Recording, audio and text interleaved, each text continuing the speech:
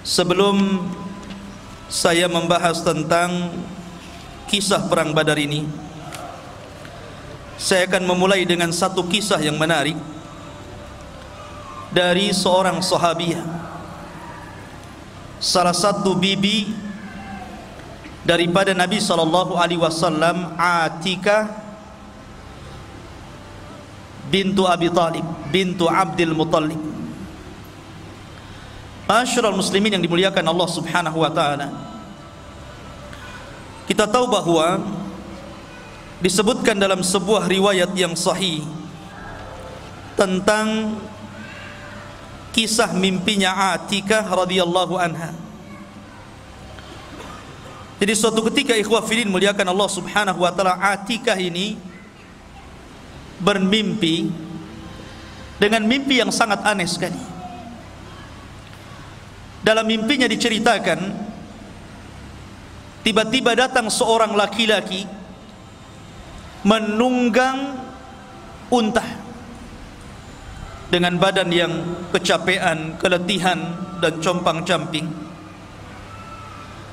Tiba-tiba dia berteriak di atas bukit, memanggil-manggil seluruh orang-orang Quraisy. Laki-laki ini mengatakan, "Infiru ya ahlal ghudur ila masari'ikum fi thalath."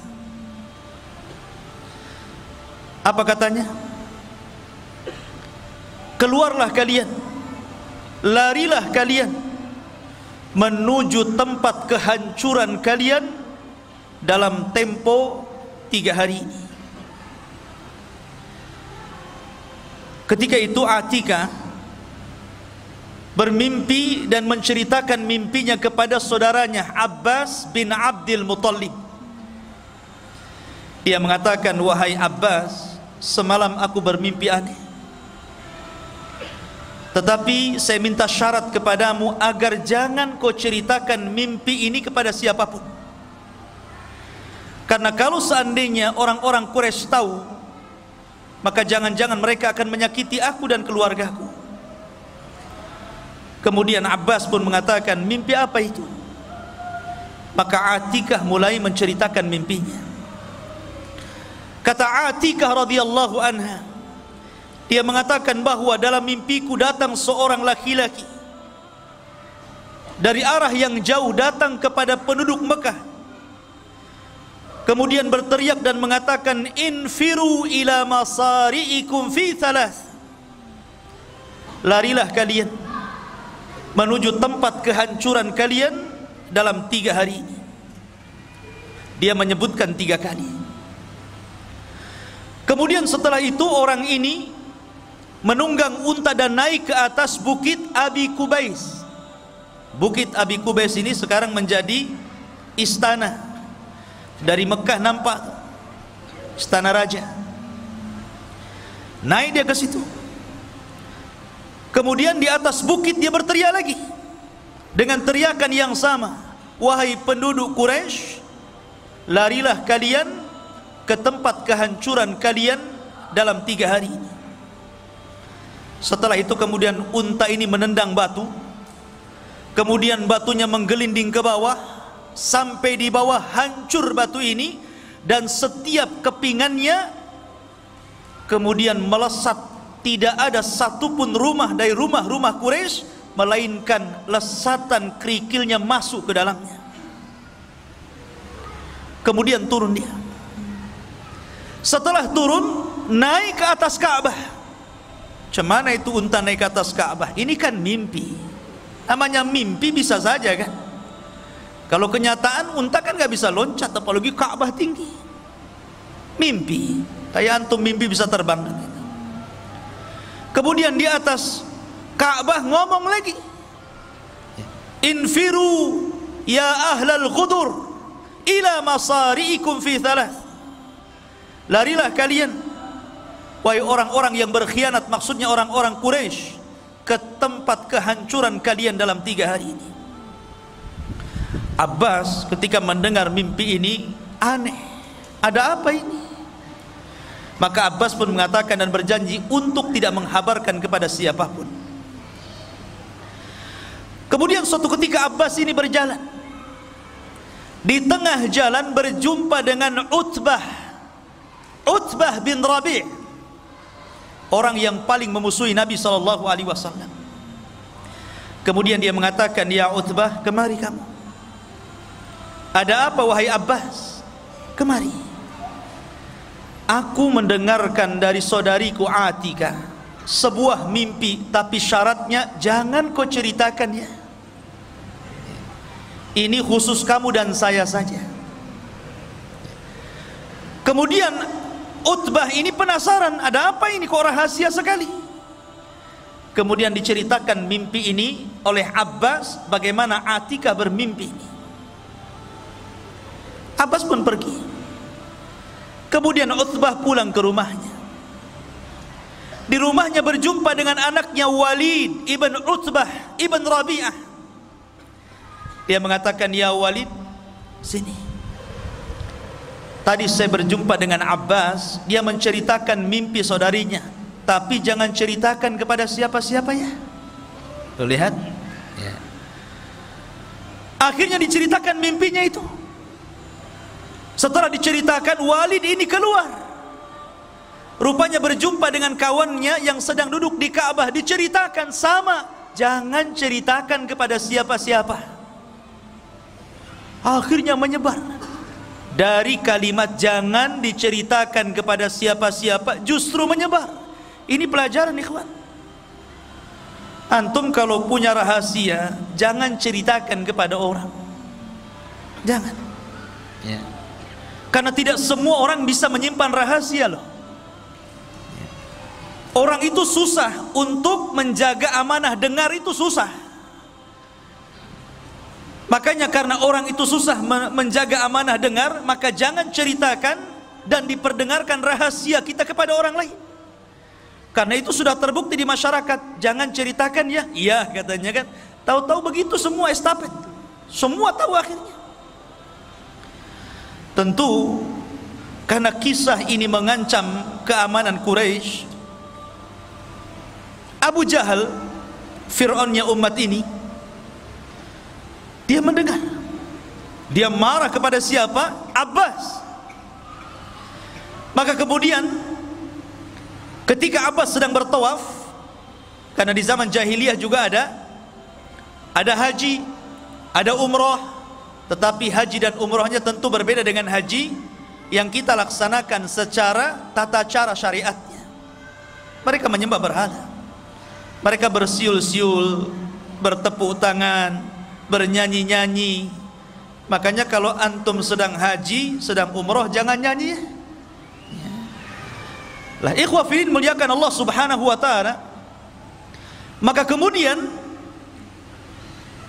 Abu Jahal marah dan mengatakan, "Wahai Abbas, tidak cukupkah dari kabilahmu ada seorang laki-laki yang mengaku nabi?" Maksudnya Rasul sallallahu alaihi wasallam. Sekarang muncul lagi dari kabilahmu seorang wanita yang ngaku nabi. Maksudnya siapa? Atika. Abbas pura-pura tidak tahu. Dia mengatakan saya tidak tahu. Tapi Abu Jahal cerdas dan mengatakan, bagaimana engkau tidak tahu? Semua telah mengetahui kabar itu. Akhirnya kemudian Abu Jahal mengancam Abbas bin Abdul Muttalib ini. Kalau seandainya mimpi itu tidak terjadi dalam 3 hari, artinya bahwa penduduk Quraisy ini tidak ada apa-apa, maka saya akan tulis, dan tulisan itu ku gantung di depan Ka'bah, di mana tidak ada manusia yang paling dusta kecuali dirimu, dan semua orang Arab akan membenci kamu. Maka ancaman Abu Jahal ini menyebar di seluruh orang-orang Quraisy. Pulanglah Abbas. Ketika dia pulang, dia didemo oleh kabilahnya dan mengatakan, kenapa ya Abbas, kau cerita tentang apa? Semua mencela kita di sini. Maka Abbas pun terdiam. Hari pertama tidak terjadi apa-apa. Hari kedua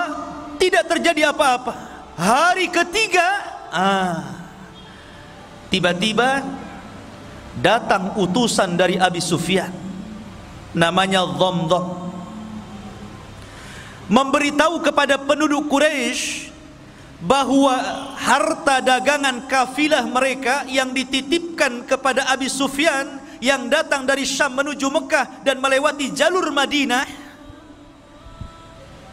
akan diserang dan dirampas oleh Muhammad dan pasukannya. Dari sini ikhwah fiddin bermula cerita perang Badar. Ma'asyiral muslimin yang dimuliakan Allah Subhanahu wa taala, perang Badar ini disebut juga dalam Al-Quran sebagai Yaumul Furqan, hari yang membedakan antara hak dan yang batil.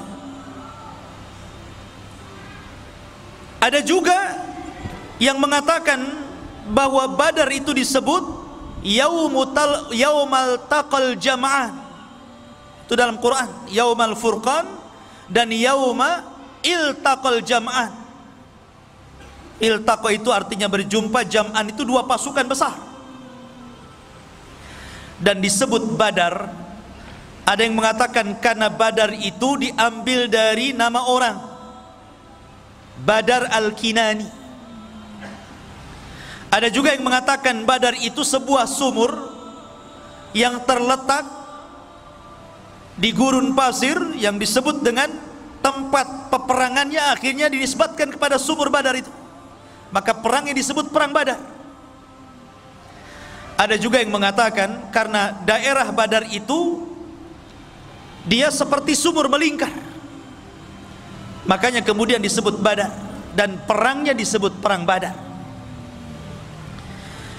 Perang Badar ini ikhwan terjadi pada tanggal 17 bulan Ramadan. Subhanallah, bulan yang penuh berkah, ikhwan. Bulan yang dibukakan pintu-pintu sorga, bulan yang ditutup seluruh pintu neraka, dan bulan yang setan-setan diikat di situ. Bulan yang penuh berkah. Dan dalam sejarah ada beberapa peperangan yang terjadi di bulan Ramadan. Yang pertama perang Badar, kemudian Fathu Mekah, termasuk juga perang Qadisiyah, pembebasan Baitul Maqdis di zaman Umar ibn Khattab, kemudian perang Tatar. Dan semua peperangan yang terjadi di bulan Ramadan Allah menangkan. Ma'asyiral muslimin, perang Badar ini berbeda dengan perang-perang yang lainnya. Kenapa? Karena perang Badar ini sebenarnya tidak ada tujuan perang sama sekali. Nabi tidak ada tujuan perang. Makanya Nabi tidak mencela orang-orang yang tidak ikut dalam peperangan. Nabi itu ketika keluar ke Badar hanya menganjurkan orang-orang yang hadir saja untuk berangkat. Adapun orang yang bekerja di ladang-ladang mereka atau sedang safar, mereka tidak diwajibkan untuk ikut dalam peperangan, karena memang tujuannya bukan perang. Tujuannya hanya untuk merampas kafilah dagangnya Abi Sufyan yang datang dari Syam menuju Mekah. Itu saja. Kenapa Nabi SAW ingin merampas itu? Ingin merampok apa yang ada pada Abi Sufyan? Karena Nabi ingin mengambil haknya kembali. Dahulu Nabi SAW ketika berdakwah di kota Mekah, apa yang terjadi? Dimusuhi, diancam, bahkan hendak dibunuh. Para sahabatnya disiksa, bahkan sahabat juga ada yang dibunuh seperti keluarga Ammar bin Yasir. Maka ketika itulah Allah mengizinkan mereka hijrah. Ketika hijrah, mereka tidak membawa kecuali sehelai baju di badannya. Orang-orang Quraisy merampas harta mereka, merampas rumah mereka, merampas kebun mereka, merampas bisnis mereka. Maka Nabi ingin mengambil haknya kembali. Maka Nabi SAW tidak banyak membawa orang, hanya 314 orang saja. Persis seperti tentara Talut ketika melawan Jalut, persis jumlahnya. Dan perang Talut ketika melawan Jalut pun terjadi di bulan Ramadan. Dan jumlahnya sama itu. Ya. Jumlah tentara Talut 314. Jumlah tentara Rasul yang ke Badar sama 314 orang. Dengan 2 kuda. Hanya 2 kuda saja dan 3 unta. Itu pun untanya gantian tuh.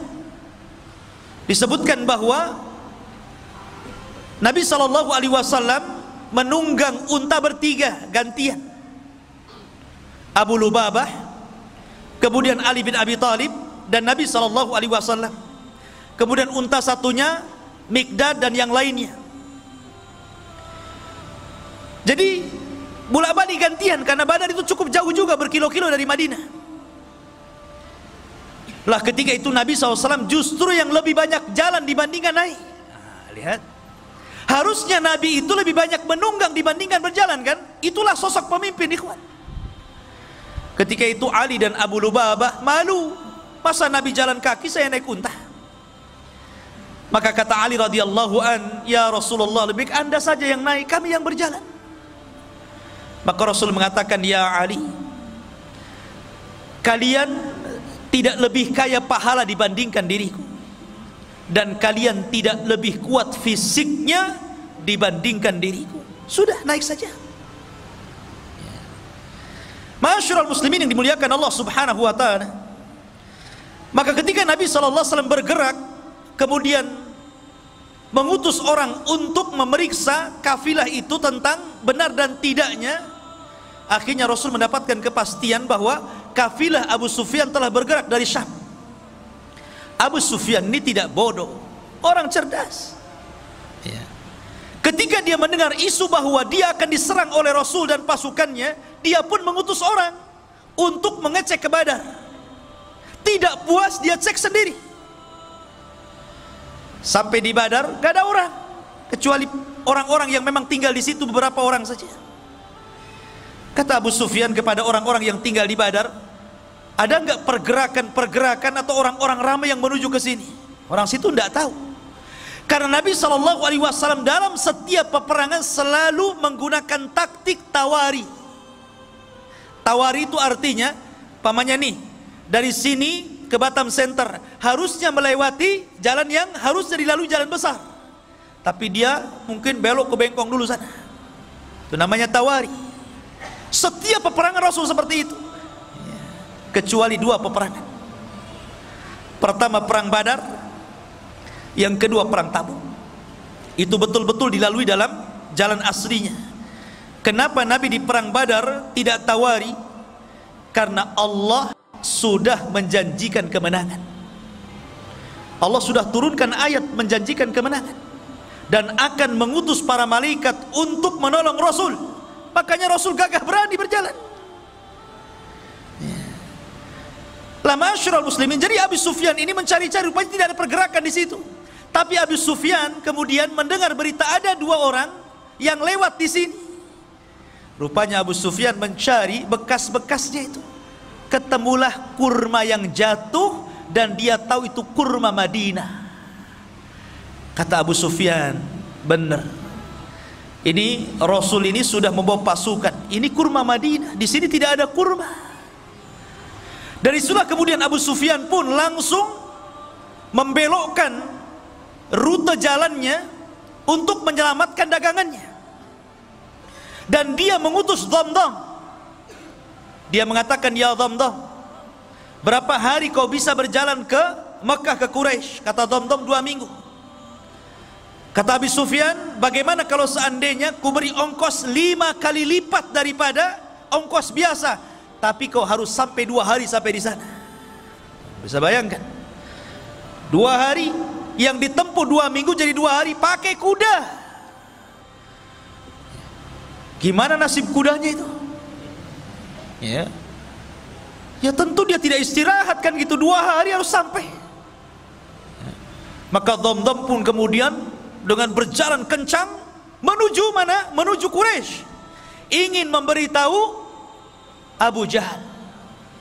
Sampai di Quraisy, dia udah kecapean, udah kecompang-camping semuanya kan. Dia pun naik ke atas bukit.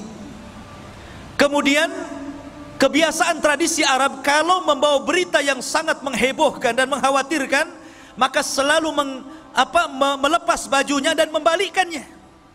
Itu tradisi mereka. Kemudian dia berteriak-teriak dan mengatakan, sesungguhnya dagangan-dagangan kalian yang dibawa Abu Sufyan terancam dan dia tidak bisa mempertahankan karena dia sendirian. Maka mendengar bahwa harta-harta mereka akan dirampas Rasul dan para sahabatnya, maka Utbah dan Abu Jahal, Fir'aunnya umat ini, langsung bergerak mengumpulkan seluruh orang-orang Quraisy dan memaksa untuk keluar semuanya. Tidak boleh satu pun yang tinggal. Kalaupun dia tidak ikut dalam perang, minimalnya dia harus menggantikan dan membayar orang sebagai gantinya. Ketika itu ada kisah Umayyah ibn Khalaf. Umayyah bin Khalaf ini sudah tua, badannya gemuk, ya tidak segemuk saya lah ya, gemuk. Dia minta uzur, tidak mau berangkat, gitu kan? Kenapa? Karena sebelumnya ada tokoh syair, tukang penyair, tokoh paling hebat, tukang syairnya Arab, ya.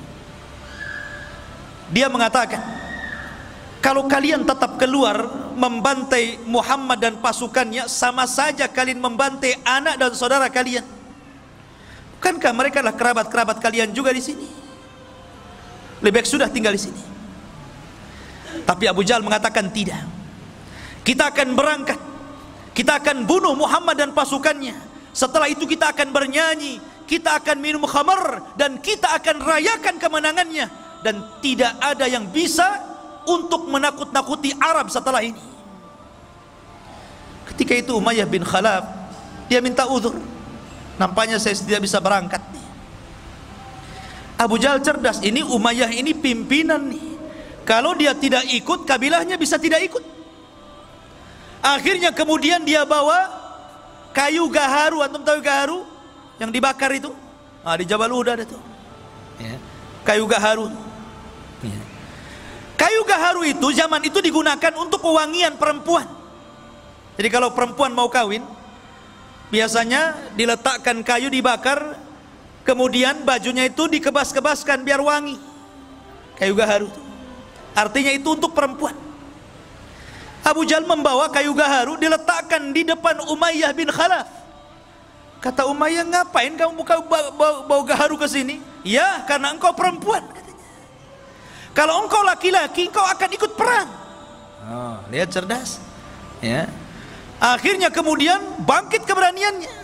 Kenapa Umayyah itu takut berperang? Karena dia pernah mendengar ramalan dari siapa?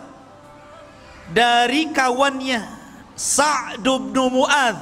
Sa'd bin Mu'adz ini pemimpin Ansar, dan dia berkawan dengan Umayyah di masa jahiliyah, dan di masa Islam pun tetap baik. Jadi ketika Sa'd ibn Mu'adz ini umrah, ingin tawaf gitu kan di Ka'bah, dan dia sudah masuk Islam, Umayyah bin Khalaf ini siap menjamin keamanannya, karena dia tahu siapa ini pembesar orang-orang Ansar, orang-orang Madinah, orang-orang Yathrib. Tapi kemudian ketika ketemu dengan Abu Jahal, tidak suka Abu Jahal, kemudian mengancam untuk membunuhnya. Tapi Sa'ad Ibnu Mu'adz ini mengancam balik Abu Jahal, kalau engkau ingin membunuhku wahai Abu Jahal, ingat, seluruh orang-orang yang berniaga dari Mekah ke Syam, rutenya lewat jalur rute jalanku. Akan kusuruh anak buahmu membantai kamu dan orang-orang yang berdagang ke Syam. Ketika itulah, karena Umayyah tidak membelanya, dia mengatakan, ingat wahai Umayyah, aku pernah mendengar Nabi SAW mengatakan bahwa engkau akan dibunuh. Engkau akan dibunuh. Disitulah dia terkenang dengan ramalan Sa'd bin Mu'adz, makanya dia nggak mau berangkat. Karena dia tahu bahwa tidak mungkin Sa'd ini bicara sembarangan. Tapi cerdas lagi Abu Jahal, biar dia mau perang dibuat kayak gitu kan. Kamu ini perempuan, bukan laki-laki. Kalau laki-laki berangkat jihad. Akhirnya bangkit, diajak juga anaknya. Semuanya keluar kecuali kabilah Bani Adi dan Abu Lahab. Abu Lahab tidak keluar, dan dia menggantikan orang dan membayarnya untuk keluar. Kan itu syaratnya, kalau tidak ikut perang harus ganti orang dan bayar. Keluar semuanya ikhwan, jumlahnya 1000 lebih.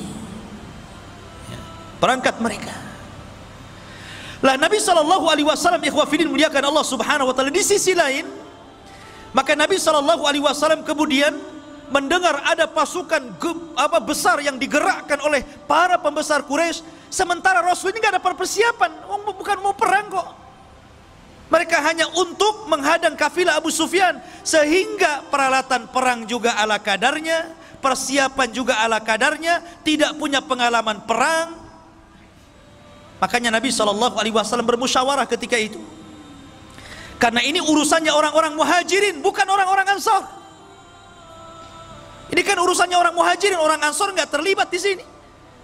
Nabi itu kan ingin mengambil hak orang-orang muhajirin, orang ansor nggak ada urusan di sini. Tapi orang ansor itu solidaritasnya luar biasa, ukhuwahnya luar biasa. Makanya dia mengirim pasukan jauh lebih besar dibandingkan muhajirin. Muhajirin 80 orang saja, lebihnya orang ansor dari 314 itu. Luar biasa. Kalau dalam tentara itu jiwa korsanya itu loh, nggak mau tuh, tolong juga. Maka Rasul mengatakan kepada orang-orang Ansar, wahai orang-orang Ansar, ini perkara muhajirin, tapi musuh di depan kita ini macam mana?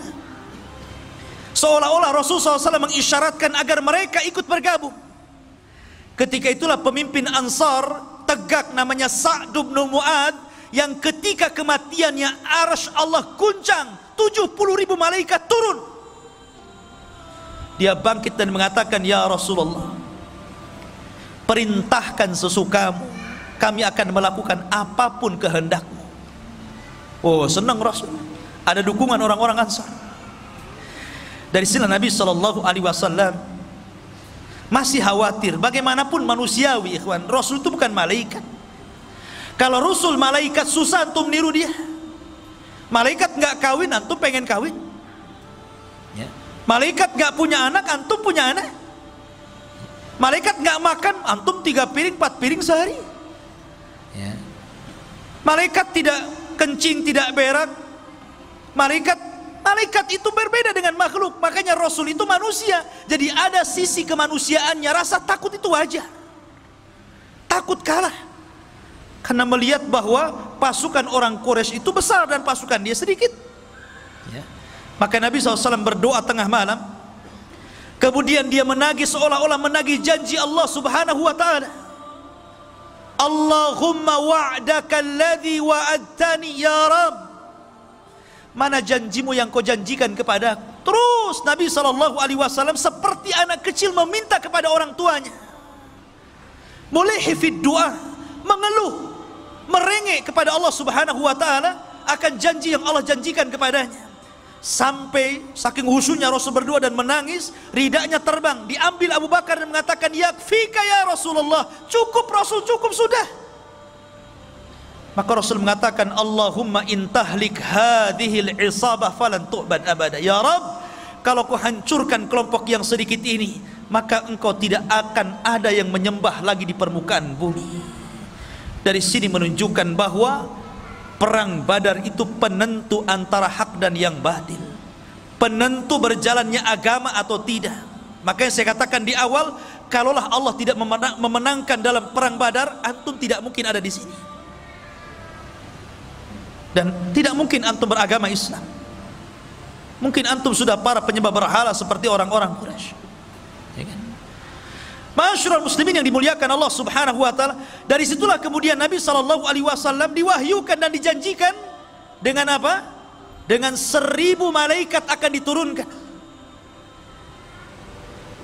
Kemudian Allah Subhanahu wa ta'ala janjikan lagi, in tattaqu wa tasbiru, kalau engkau bertakwa dan terus bersabar, yumdidkum bisalasati alafin minal malaikah, ku tambah lagi 3000, 4000 jadinya.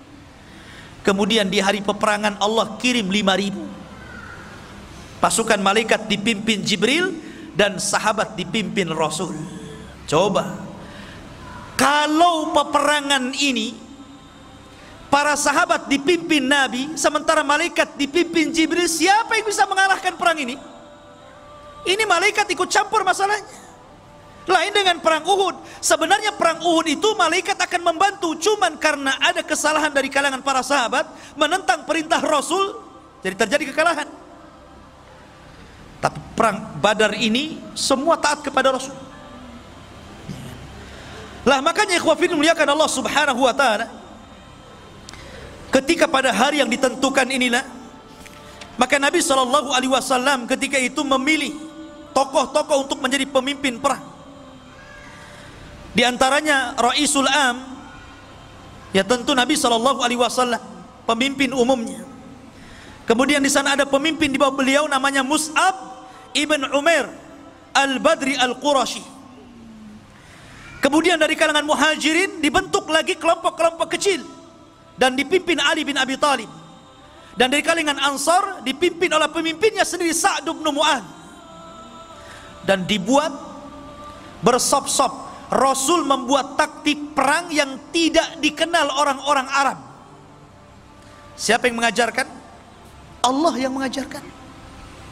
Ya. Bahkan Nabi SAW sebelum berperang itu membariskan saf seperti Anda dalam sholat. Bagaimana Anda dalam sholat? Tentu antum akan baris kan? Akan merapatkan safnya. Ya. Saf salat gimana? Tumit dengan tumit berjumpa, bahu dengan bahu berjumpa. Makanya kalau sholat itu kaki jangan terlalu meregang, nanti bahunya nggak ketemu. Harus sama, jadi bahunya ketemu, tumitnya juga ketemu. Itu namanya merapatkan saf dan meluruskannya. Kalau seperti itu pasti lurus tuh safnya. Ini mah enggak ya, imamnya ngomong apa?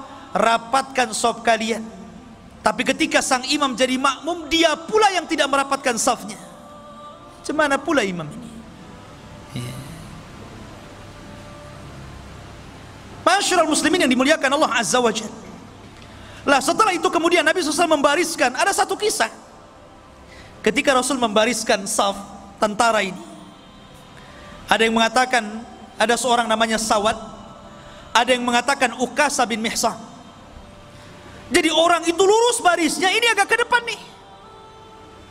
Maka Nabi SAW mengambil tongkat kemudian memukul perutnya supaya mundur. Nabi SAW tegas ya. Rupanya kejadian ini teringat satu kisah di saat akhir wafatnya Nabi SAW.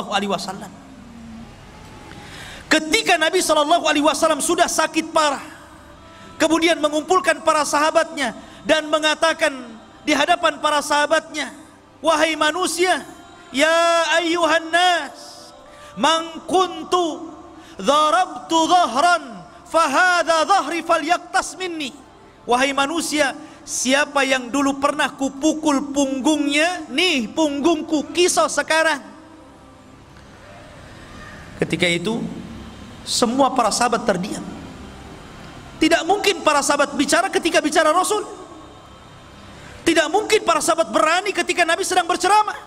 Tiba-tiba ada seorang sahabat bangkit kemudian mengatakan, ana ya Rasulullah, ma dumta talabtal qasas fa ana aqtas ming. Selama engkau menuntut kisos, saya ingin mengkisos dirimu. Wih, semua melihat sahabat ini.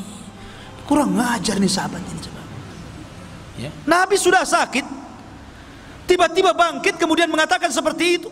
Ali datang, ya Rasulullah, biar saya yang dipukul.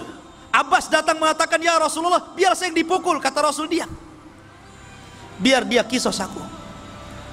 Rupanya laki-laki itu namanya Ukasa bin Mihsan, yang tadi itu di perang Badar dipukul itu. Dia minta kisos dia. Ya. Maka kemudian Ukasa datang kepada Rasul. Rasul kaget, kenapa? Ini Ukasa. Ukasa ini siapa? Satu di antara sahabat yang dimasukkan dalam 70.000 orang yang masuk surga tanpa hisab dan azab. Kata Rasul, ketika dia bermimpi di padang mahsyar, dia melihat ke arah kiri ada umat yang sangat besar, Kemudian malaikat mengatakan, itu bukan umatmu, itu umatnya Musa. Kemudian melihat ke arah kanan, ada yang lebih besar lagi, kata Jibril, itulah umatmu. Dan dari umatmu ada 70.000 manusia yang masuk surga tanpa hisab dan tanpa azab. Ciri-cirinya, mereka tidak minta ruqyah, mereka tidak minta dikai, mereka tidak tatayur, dan mereka senantiasa bertawakal kepada Allah Subhanahu wa ta'ala. Ukasah bangkit, Rasul, doakan aku termasuk mereka. Kata Rasul, ku doakan kau termasuk mereka. Maka Rasul kaget, ya Ukasah, rupanya engkau.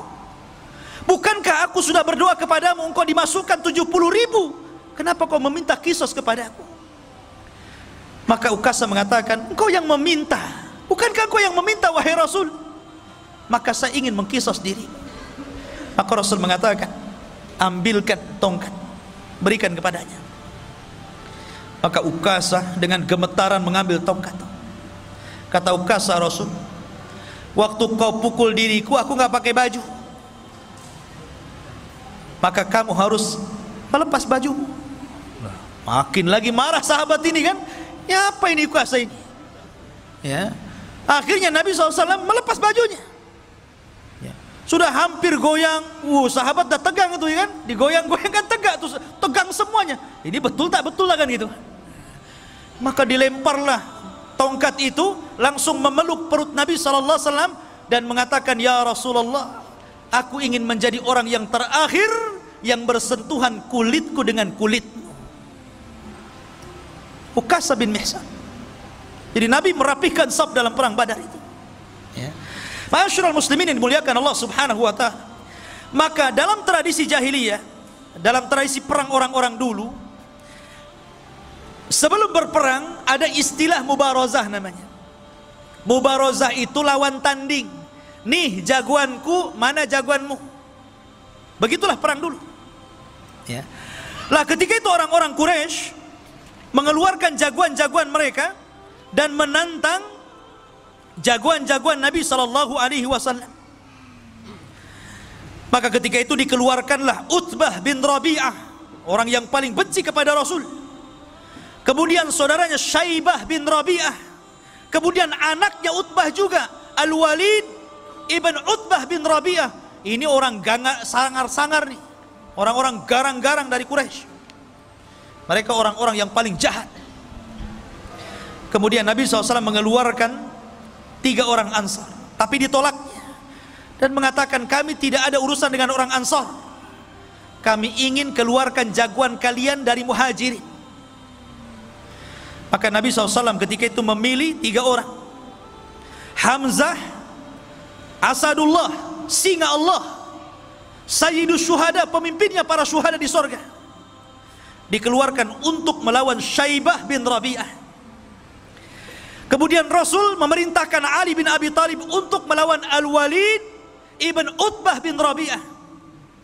Kemudian Rasul mengeluarkan Ubaidah ibnul Harith dan melawan Utbah bin Rabi'ah. Maka terjadilah pergulatan hebat. Hamzah, Asadullah, sekali tebas saja matilah Syaibah. Kemudian melihat Ali kewalahan melawan Utbah, dibantunya ditebas lagi, meninggal Utbah. Kemudian Al-Walid ibn Utbah juga meninggal di tangan Ali.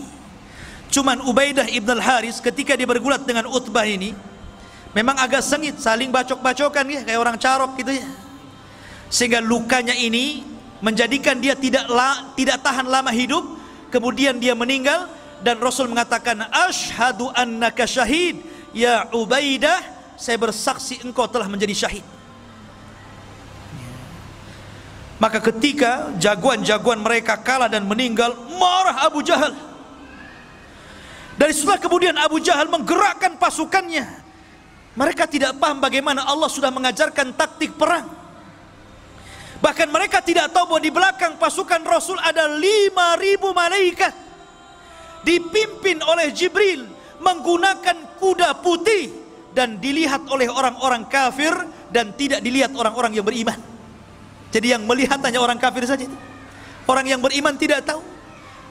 Bahasanya antum baru nyabut golok, kepala orang sudah melayang gitu. Enak nggak kalau perang kayak gitu? Antum baru ngambil pedang gitu kan, kepalanya sudah melayang.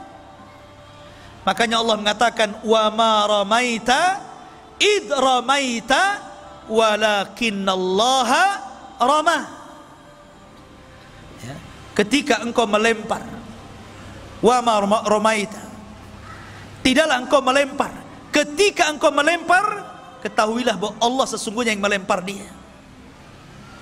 Karena ketika itu kuda yang ditunggangi Jibril ini menebarkan debu, dan debu itulah masuk ke mata-mata orang-orang kafir Quraisy ini, sehingga mereka kesulitan untuk memandang. Dan itulah para sahabat mudah untuk melumpuhkan, sehingga 70 orang kafir meninggal dan 70 menjadi tahanan. Selebihnya mereka lari tunggang langgang kembali ke Mekah. Dan subhanallah, Allah hinakan Abu Jahal oleh dua anak kecil, namanya Mu'adz dan Mu'awwidh, keduanya putra Afra. Ini anak kecil ini ikut perang, si Mu'adz dan Mu'awwidh ini. Dia kan orang Madinah, nggak tahu Abu Jahal mukanya kayak apa, dia nggak tahu. Ketika peperangan dia cari Abdurrahman bin Auf dan mengatakan, ya Abdurrahman, yang mana sih Abu Jahal itu? Si Fir'aunnya umat ini yang mana ya? Kata Abdurrahman, no, itu tuh orang itu. Langsung dua anak kecil ini, dua anak remaja ini mencabut pedangnya, dikeroyok sama dua anak remaja ini, mati Abu Jahal. Bayangkan ya. Dan keduanya mengklaim membunuhnya dan Rasul membenarkannya. Masyarul muslimin yang dimuliakan Allah Azza wa Jalla. Adapun yang lainnya kena tahanan. Dan seluruh orang-orang yang pernah didoakan Rasul kehancuran mereka terbukti di perang Badar. Ketika Nabi SAW di awal-awal dakwahnya, ikhwan, Nabi SAW diejek oleh Abu Jahal dan mengatakan, siapa yang berani meletakkan salah jazur, kotoran unta yang masih berdarah itu, di pundak Muhammad yang sedang sujud di Ka'bah, ku beri dia hadiah. Berdirilah siapa? Uqbah bin Abi Mu'aid. Ini orang yang paling jahat. Dulunya pengagung Rasul, tapi karena perkawanan yang salah, akhirnya jadi balik, jadi jahat. Ingat, kawan itu yang baik, ikhwan. Uqbah bin Abi Mu'aid ini dulu penggemar Rasul. Walaupun Rasul itu seorang nabi dan agamanya berbeda, tapi karena dia seorang penyair, dia suka kalau Rasul itu melantunkan Quran ya.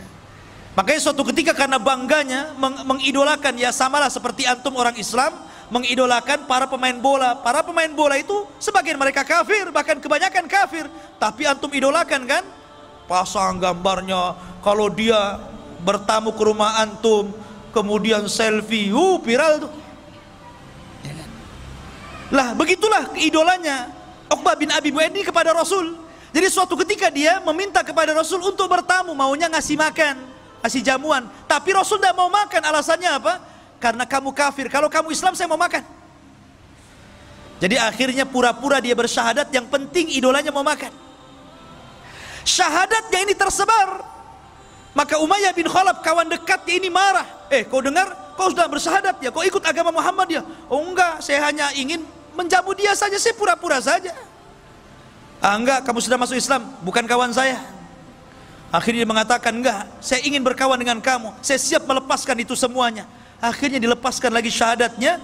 Kemudian dia mengikuti Umayyah dan berjanji untuk menghinakan Rasul. Disinilah kesempatannya. Jadi ketika Abu Jahal ini menawarkan untuk menyakiti Rasul, Uqbah bangkit dia, biar saya saja. Dia ingin membuktikan perkawanannya, bahwa dia masih satu geng dengan Umayyah. Dia mencari kotoran unta. Hati-hati antum kalau cari kawan ya. Maka dia cari, Allah takdirkan ketemu pula tuh. Ketika Rasul sedang sujud, diletakkan itu kotoran unta, ya kemana-mana. Rasul sujud tidak berhenti. Fatimah datang yang masih kecil, menangis melihat bapaknya dihinakan, kemudian dibersihkan, kemudian mengatakan, ya abi, wahai bapakku, ud'u ala haula, doakan kehancuran kepada mereka. maka Rasul pun mulai mendoakan kehancuran satu persatu, dan semua orang yang didoakan Rasul ketika itu terbukti di perang Badar. Semua orang yang tertawa mengejek Rasul ketika Uqbah bin Abi Mu'ayth menghina Rasul, semuanya terbunuh di perang Badar. Ma'asyiral muslimin yang dimuliakan Allah Subhanahu wa taala. Lah ketika itu Nabi sallallahu alaihi wasallam dan para sahabatnya berhasil mengalahkan dan memukul mundur orang-orang kafir Quraisy. Ma'asyiral muslimin yang dimuliakan Allah Subhanahu wa taala. Ada satu kisah yang menarik.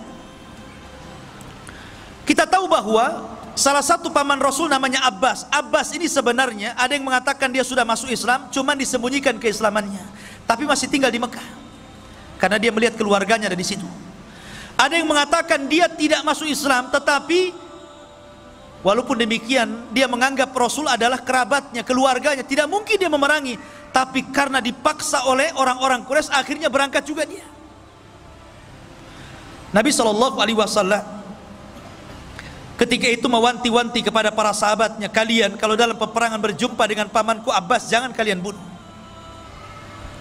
Abu Hudzaifah ketika itu tidak terima dan mengatakan, ya Rasulullah, mereka akan membunuh anak-anak kita, mereka akan membunuh saudara-saudara kita dan keluarga kita, kenapa kita tidak boleh membunuh Abbas?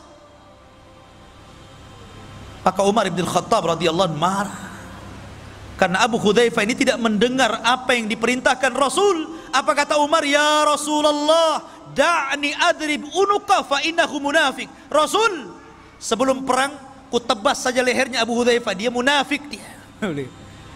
Ya. Maunya Umar itu kalau Rasul yang perintahkan sami'na wa ata'na. Itulah para sahabat. Begitulah para sahabat. Ya.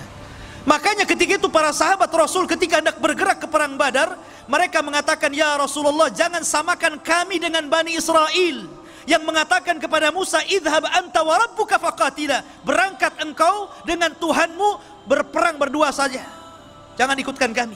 Kami tidak seperti itu.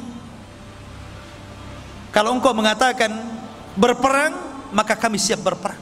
Itulah para sahabat.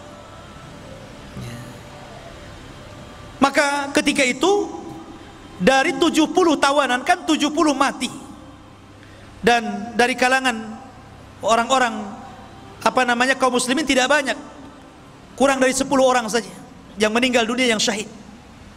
Tapi dari kalangan orang-orang Quraisy 70 meninggal dan 70 menjadi tawanan. Lah tawanan ini salah satunya yang ditawan siapa? Abbas. Ini kena tawan nih. Ketika itu orang Ansor mengaku dan mengatakan, ya Rasulullah, aku yang menawannya. Kata Abbas, diam kau bodoh, bukan kamu yang menawanku.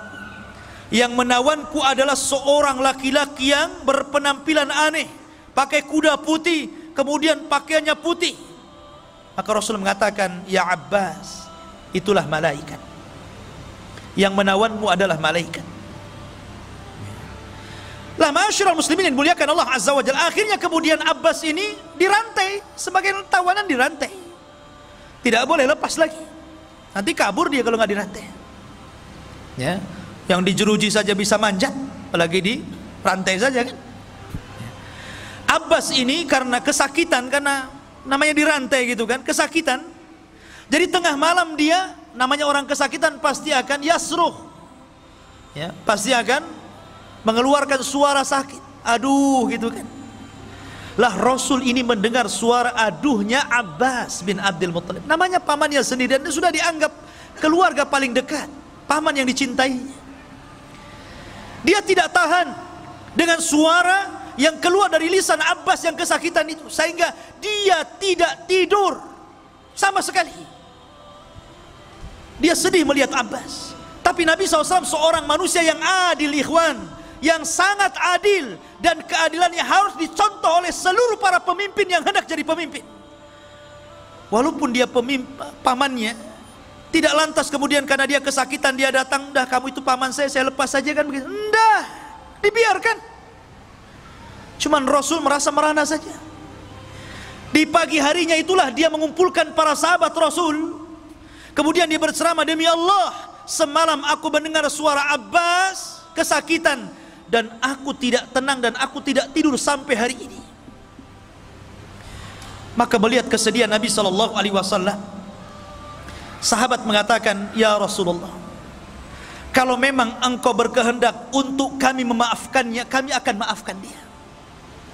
Kalau engkau berkehendak, engkau ingin melepaskan dia, kami lepaskan. Tuh lihat para sahabat, bagaimana memahami perasaan Nabi SAW. Tetapi Nabi SAW sekali lagi adalah manusia yang adil. Tidak mungkin dia lepaskan tawanan. Jangankan lagi Abbas, ketika ada seorang wanita dari Makhzumiyah mencuri, kemudian didatangkan kepada Nabi SAW, Ali datang kepada Rasul, ya Rasul maafkan sajalah wanita itu. Kemudian Abbas juga datang, ya Rasul maafkan saja. Akhirnya sampai meminta Usama yang lembut, anak angkat Rasul, biar Rasul maafkannya. Tapi Rasul mengatakan, ayyuhan nas, aimullah, lau kana Fatimatu bintu Muhammadin saraqat laqata'tu yadah. Wahai manusia, demi Allah, kalaulah putriku Fatimah bintu Muhammad mencuri, aku yang akan potong tangannya. Lihat bagaimana keadilan Rasul. Makanya kemudian mengatakan kepada Usama, ya Usama, jangan kau uji diriku ya. Sesungguhnya hancurnya umat terdahulu apabila orang-orang mulia mencuri, maka ditinggalkan hukum hudud. Tapi apabila orang-orang lemah yang mencuri, maka mereka menegakkan hukum hudud. Rupanya sabda Rasul ini menjadi kenyataan hari ini. Kalau para pejabat yang mencuri, para koruptor-koruptor itu enaknya penjaranya jaga enak. Enak nggak tuh penjaranya itu? Enak gitu kan. Tapi coba kalau yang nyuri itu orang-orang rendah gitu, nyuri nasi bungkus dikejar, dibakar sama ban. Masyarul muslimin yang dimuliakan Allah Subhanahu wa ta'ala. Intinya bahwa Nabi SAW membiarkan Abbas, kata Rasul, tidak, biarkan dia terikat. Dan jangan lepaskan siapapun kecuali dia bayar tebusan. Walaupun Abbas, dia harus bayar tebusan. Itulah keadilan, harus ditegakkan, tetap harus ditegakkan, tidak bisa. Ya. Masyarul muslimin yang dimuliakan Allah Subhanahu wa ta'ala. Adapun Al-Haris ini saudara Abu Jahal, dia lari. Padahal Al-Haris ini orang yang paling berani di kota Mekah, orang yang paling kuat dia. Tapi dia melihat peperangan yang rasanya tidak mungkin menang, lari dia, takutan. Maka dikejar oleh Hasan ibn Thabit, seorang penyair Rasul, kondang penyair Rasul. Ya, penyair karena di zaman itu media dengan syair. Belum ada YouTube, belum ada Instagram, belum ada WA, nggak ada. Pakai syair. Dikejar sama Hasan, kemudian Al-Haris pun dibunuh di tengah jalan. Ya. Adapun Umayyah bin Khalaf lain lagi ceritanya. Umayyah bin Khalaf ini kawannya Abdurrahman bin Auf, baik dalam semasa jahiliyah ataupun ketika Abdurrahman bin Auf sudah masuk Islam, itu masih berkawan tuh, masih rekan bisnis. Ya, antara Umayyah bin Khalaf dengan siapa? Dengan Abdurrahman bin Auf. Tapi Umayyah ini tidak suka memanggil Abdurrahman. Dulu Abdurrahman bin Auf itu namanya Abduddar namanya. Setelah dia masuk Islam, diganti namanya menjadi Abdurrahman. Orang-orang musyrik Arab itu tidak suka dengan nama Abdurrahman. Makanya dia mengatakan kepada Abdurrahman, ya Abdaddar. Tapi Abdurrahman tidak mau nengok, nggak suka nama itu nama jahiliyah. Makanya antum kalau punya nama yang tidak bermakna, apalagi namanya aneh-aneh gitu kan, ada namanya Jahannam gitu kan, apa ini antum kasih nama Jahannam, gantilah. Ya, jadi dia nggak suka. Akhirnya kemudian kata Umayyah, wahai Abdaddar, kalau aku panggil dirimu Abduddar, kau tidak suka. Tapi kalau engkau berkehendak dipanggil Abdurrahman, aku yang tak suka. Ya. Sekarang ku panggil saja dirimu Abdul Ilah. Baru kemudian karena disebut Abdul Ilah, Abdurrahman menengok. Ya, ada apa wahai Umayyah? Umayyah ini tahanan masalahnya, ya kan? Kata Umayyah, Ya Abdurrahman, kita kan sudah berkawan, sudah CS lah kita ini, tolong lindungi aku. Kita ini berkawan semasa jahiliyah, kawan bisnis. Maka kemudian Abdurrahman melihat kasihan kepada Umayyah. Dia mengatakan, ya Muhajirin, ya Ansar, Umayyah bin Khalaf atas tanggunganku, aku yang jamin dia.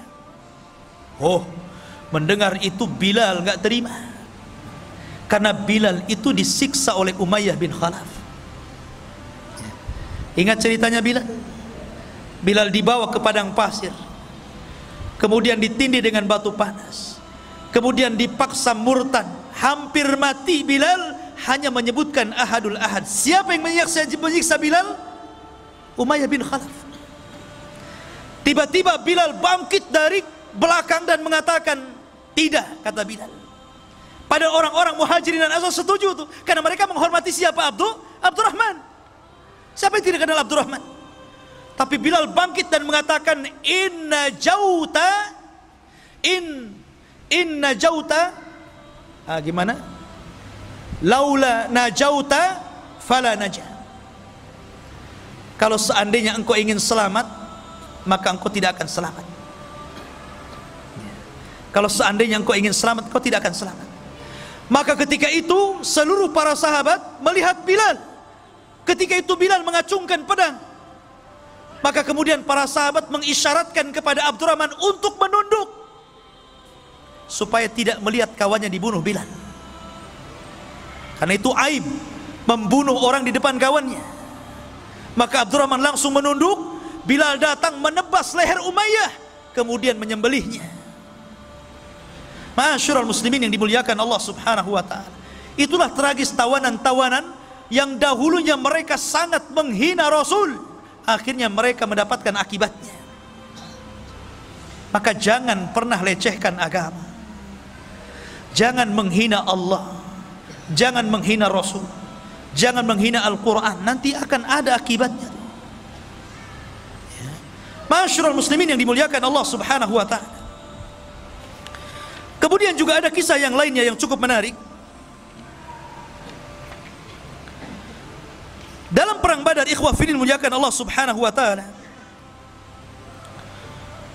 kita tahu bahwa tawanan-tawanan ini menjadi khilaf antara Abu Bakar dan Umar. Kata Abu Bakar, ya Rasulullah, mereka itu kerabat kita, masih saudara kita. Bagaimana kalau seandainya yang mampu bayar kita lepaskan, yang nggak mampu maafkan saja? Kata Umar, tidak, mereka musuh Allah dan Rasulnya, mereka harus dibunuh.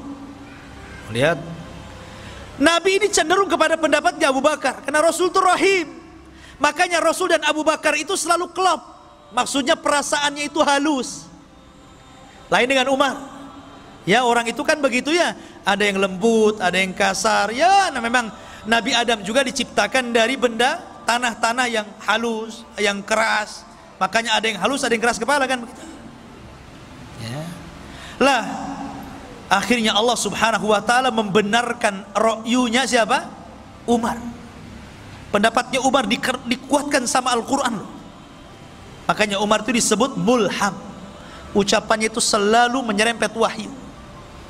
Makanya Rasul kalau mengatakan, kalaulah ada nabi sepeninggalku, Umarlah orangnya. Dia puji tuh. Ya kan? Maka kemudian turunlah ayat, maka nabi ayyakuna lahu asra hatta yudkhina fil ar turiduna aradal hayatid dunya. Tidak boleh bagi seorang nabi itu punya tawanan hanya karena ingin merendah kepada kehidupan dunia. Dibenarkan itu ucapan Umar. Dari sinilah kemudian Nabi SAW membuat keputusan tentang tawanan itu menjadi 3. Sebagian mereka yang membahayakan dibunuh,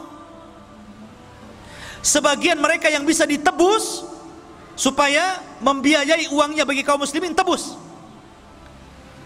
Dan sebagian mereka yang tidak bisa ditebus, maka mereka harus mengajari kaum muslimin. Yang pintar matematika suruh ngajari anak-anaknya, yang pintar fisika suruh ngajari anak-anaknya kaum muslimin. Yang pintar Quran, enggak mungkin Quran orang musyrik ya. Ya. Intinya suruh menyalurkan ilmunya, dibagi 3 akhirnya. Begitulah Allah, Rasul SAW memperlakukan para tawanan. Tapi Rasul mengatakan kepada para sahabatnya, aku nasihatkan kepada kalian agar berbuat baik kepada tawanan kalian. Lihat bagaimana kita lihat sekarang, ketika orang-orang kafir menawan kaum muslimin. Kita lihat di media-media mas bagaimana mereka disiksa habis-habisan, terkadang mati meninggal di penjara. Tapi Islam tidak demikian. Islam itu dinur rahmah, ikhwan. Kata Rasul, saya wasiatkan kepada kalian agar berbuat baik kepada tawanan kalian. Antum ingat kisahnya Sumamah bin Asal? Dia kena tawan tuh, ya. Dia kena tawan oleh pasukan Rasul, dibawa ke hadapan Rasul. Kata Rasul, ikat dia di masjid. Dari sini menurut ulama fikih mengatakan bolehnya orang junub duduk di masjid. Karena Sumamah bin Asal ini orang kafir, tentu tidak pernah mandi junub. Orang kafir mandi junub nggak mungkin orang kafir mandi junub. Artinya bahwa orang kafir pasti junub kan? Tapi oleh Rasul diikat di masjid 3 hari lagi. Kalau memang orang junub tidak boleh di masjid, tentu Rasul akan ikat di luar masjid kan? 3 hari. Setiap hari Rasul menawarkan Islam, dan Rasul memperlakukan Sumamah dengan baik, para sahabatnya juga dengan baik, bicaranya lembut. Dari situlah Sumamah melihat bagaimana akhlak Rasul dan para sahabat. Karena 3 hari tidak mau masuk Islam, dilepaskan sama Rasul. Kenapa? Karena Sumamah bin Asal ini adalah pemimpinnya Yamamah, dan Yamamah itu adalah penghasil gandum terbesar yang memasok gandumnya ke Quraisy. Ini kalau dibunuh bahaya, ya, makanya dilepas. Sepanjang jalan Sumamah ini mikir, kok beda agamanya dengan agama yang saya anu, lebih indah, lebih somea, lebih sopan, baik. Balik lagi dia, kemudian mengislamkan dirinya, asyhadu an la ilaha illallah wa asyhadu anna Muhammadar Rasulullah. Lihat, kan dia bisa aja pulang kan, balik lagi masuk Islam dia. Itulah bagaimana Rasul memperhatikan tawanan dengan baik. Akhirnya Rasul mengajarkan bagaimana cara umroh. Mendengar Sumamah ini masuk Islam, orang Quraisy marah tuh. Ketika dia umroh, hampir panah-panah menghadang dia. Kata Sumamah, coba-coba kalian panah saya, ku stop gandum kepada kalian, kelaparan kalian. Akhirnya betul, di stop betul. Habis umroh dia pulang, dia stop. Kata Sumamah, aku baru akan ngirim gandum kepada kalian kalau ada izin dari Nabi SAW. Akhirnya berbulan-bulan mereka nggak ada makanan, datang minta izin agar dilepaskan. Akhirnya dikirim lagi. Lah ini ikhwafidin muliakan Allah Subhanahu wa ta'ala, bagaimana Rasulullah SAW memperhatikan tawanan. Maka perang Badar ini luar biasa, banyak pelajaran yang kita bisa petik. Salah satunya ikhwafidin muliakan Allah Subhanahu wa ta'ala, bahwa dalam perang ini, di mana Allah Subhanahu wa ta'ala memuliakan agama ini karena mereka memuliakan Allah dan Rasulnya. Mereka taat dengan Allah dan Rasulnya. Mereka ikut berperang bersama Nabi SAW. Kemudian yang kedua, kalaulah Allah Subhanahu wa ta'ala tidak menolong dalam perang Badar ini, tentu kita tidak pernah beragama Islam lagi. Dan ini nikmat yang sangat besar. Makanya Badar itu perang pertama dalam Islam, perang pertama yang menentukan hak dan yang batil, perang pertama disembah dan tidaknya Allah, dan perang yang menentukan tegaknya la ilaha illallah. Itulah perang Badar.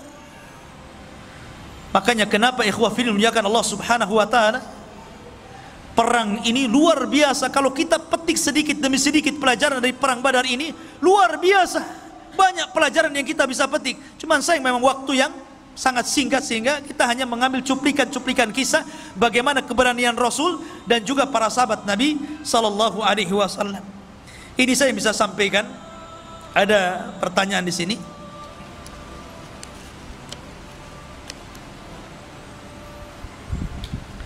Assalamualaikum Ustaz, barakallahu fiik wa iyyak. Bagaimana cara Allah menjaga riwayat yang sampai saat ini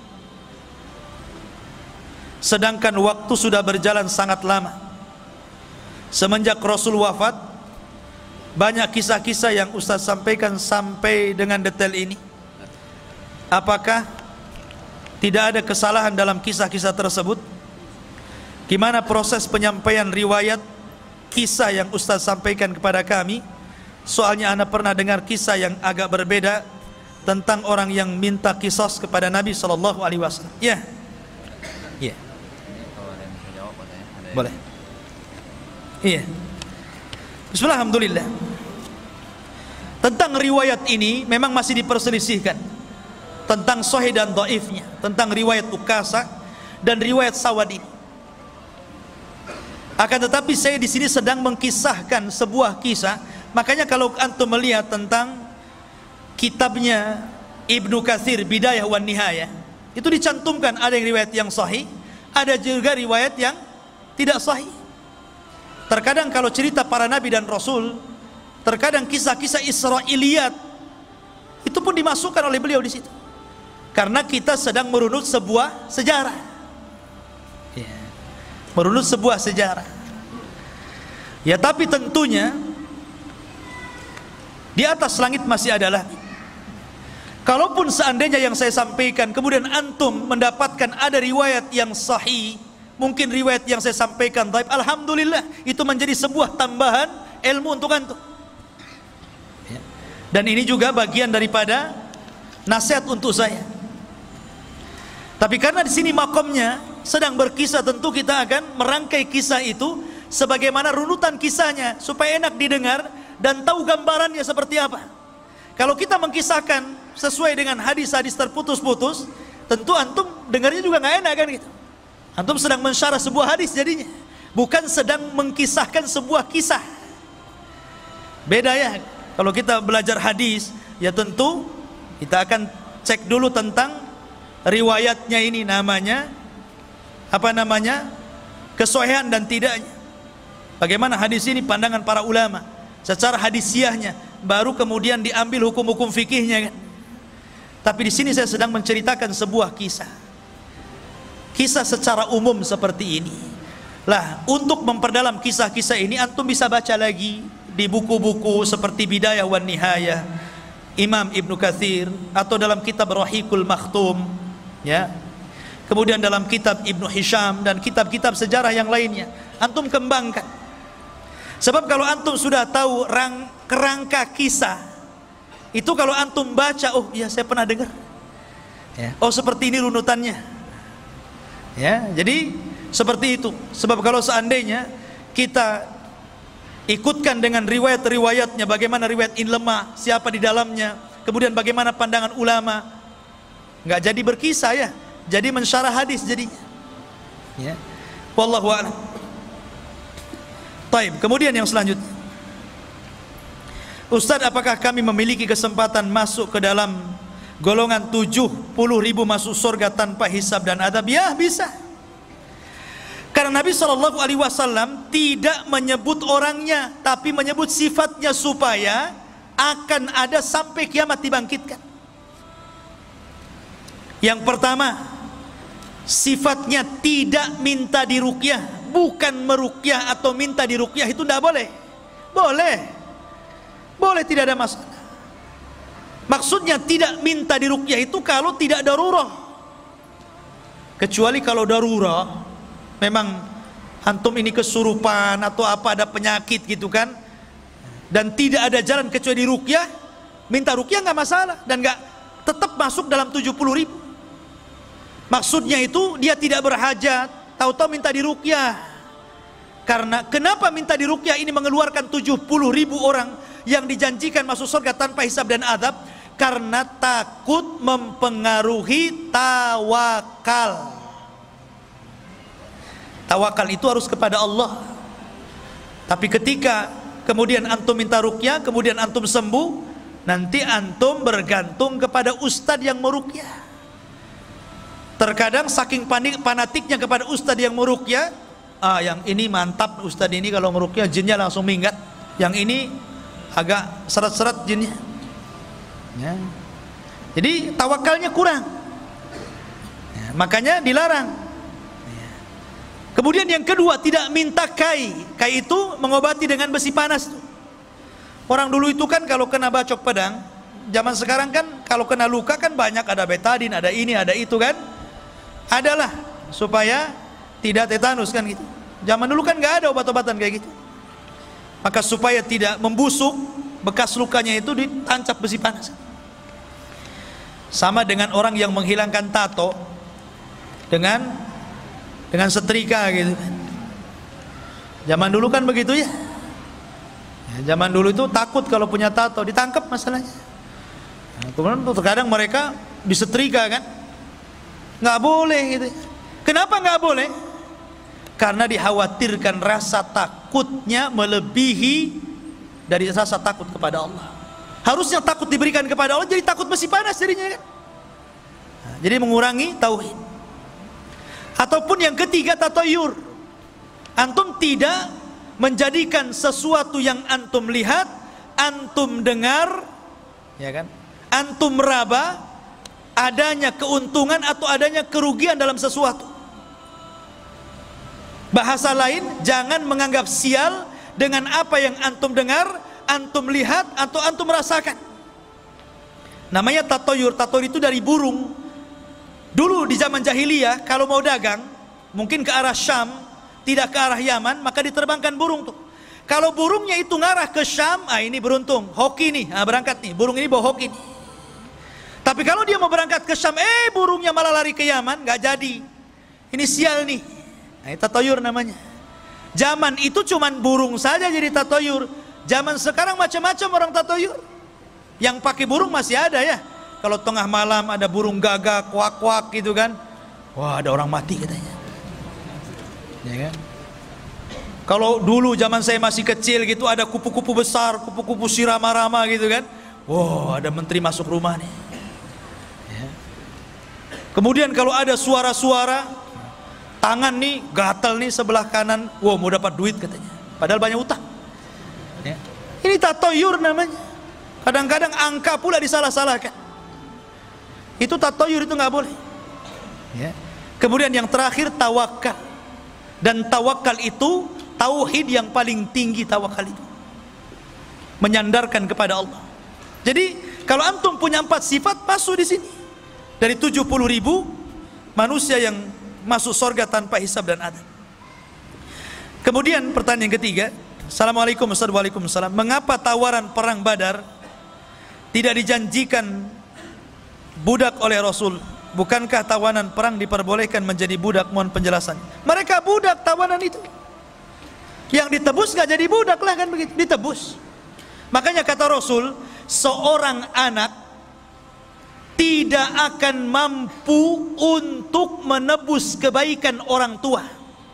Walaupun antum bikinkan rumah orang tua itu umpamanya ya, anggaplah bangunan yang tinggi, flat gitu kan, bangunan yang sangat tinggi. Anggaplah 100 tingkat, saking tingginya sampai mereng begitu kan. Kemudian antum kasih apalagi tanah yang luas, mobil yang mewah, kemudian rumah yang indah, kemudian antum kasihkan sama orang tua, cukup? Tidak. Tidak bisa. Tidak mungkin antum bisa membalas kebaikan orang tua kecuali satu, kata Rasulullah. Kecuali kalau orang tua antum menjadi tawanan perang, kemudian jadi budak, antum datang dan menebus, memerdekakan orang tua antum, baru sebanding kebaikannya. Kalau yang ditebus, bebas dia. Tapi kalau yang tidak ditebus, tidak bebas, dia jadi budak. Makanya suruh ngajari. Mereka tetap jadi budak. Dan sebab perbudakan dalam Islam itu karena kekafiran. Jadi kalau seandainya perang nih, muslim sama kafir, perang syar'i, betul-betul perang, jihad, kemudian orang Islam menawan orang kafir, setelah ditawan masuk Islam, tetap budak dia. Beda kalau sebelum ditawan dia masuk Islam, dia tidak budak, karena dia masuk Islam sebelum ketangkap. Tapi kalau ketangkap kemudian masuk Islam, tetap budak. Makanya Bilal, dia masuk Islam kan, tapi tetap budak. Setelah dimerdekakan Abu Bakar baru tidak budak. Karena sebab perbudakan dalam Islam itu karena kekafiran dia. Ya, itu yang antum harus pahami. Jadi mereka budak. Wallahu a'lam.